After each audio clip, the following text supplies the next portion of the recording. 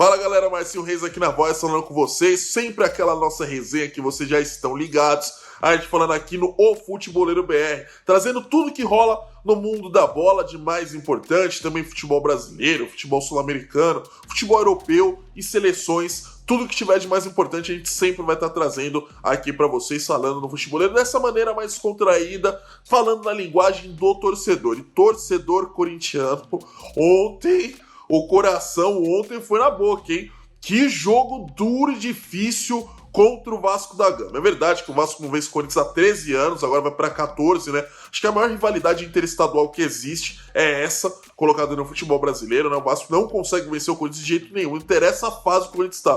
O Corinthians está bem, o Vasco não vence. O Corinthians está mal, o Vasco não vence. O Corinthians está mais ou menos, o Vasco não vence. Caramba, o que acontece com o time do Vasco que não consegue vencer o Corinthians? Pelo menos é bom pro torcedor corintiano, que ontem entrou na partida contra o Vasco sendo o azarão. O time do Vasco, no retorno, é o quinto colocado. Era o quinto colocado, né? O Corinthians era o 15º colocado. É uma disparidade muito grande. E o Corinthians não vinha apresentando um bom futebol e vinha de uma goleada de 5-1 contra o Bahia em casa. Já o Vasco vinha de 6 jogos sem perder, sem ser derrotado. Então era normal você acabar colocando a equipe do Vasco como o time que poderia bater a equipe do Corinthians. E aí, numa noite inspiradíssima de dois jogadores aqui eu vou colocar destaque, tá? Posso colocar 3, 4 no máximo. Vamos colocar 4. Cássio, muito importante sempre. Renato Augusto, bem participativo. E os dois que são os maiores destaques. Romero, com os 2 gols. Romero que se encontrou nesse novo formato de jogo do Mano Menezes, ganhando muito protagonismo, jogando bola, sendo decisivo. Nos últimos 4 jogos, 4 gols. Um jogador realmente muito importante nesse esquema tático do Romero. E outro jogador que vale um destacaço é o Gabriel Moscardo.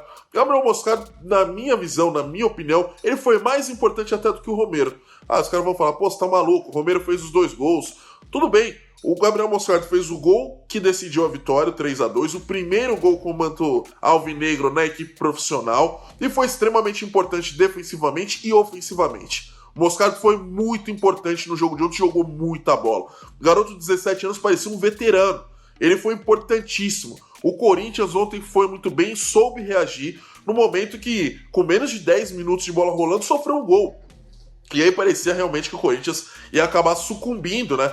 Daí o Corinthians conseguiu empatar, o Vasco ficou na frente novamente, o Corinthians empata e depois tem a virada com o Gabriel Moscardo. Uma partida importante e aguerrida, com a cara do Corinthians, sabe? Uma vitória realmente que foi sofrida, suada até o último minuto, mas o Corinthians conseguiu segurar essa vitória de 3-2 e praticamente ainda não está salvo do campeonato do rebaixamento, mas praticamente ela encaminha que o Corinthians permanece na elite do futebol brasileiro. Porque agora o Corinthians tem 2 confrontos. O jogo dos empates, uma sequência de acho que uns 10 jogos de empate entre Corinthians e Internacional na Neoquímica Arena vai ser realizado nesse sábado às 18 horas. E depois, no meio de semana, enfrenta o já rebaixado Curitiba, que o Corinthians tem obrigação de vencer. O Corinthians tem obrigação de vencer um time já rebaixado para a Série B do Campeonato Brasileiro. Então, o Corinthians matematicamente ainda não escapou, mas está muito próximo. A vitória de ontem foi importantíssima.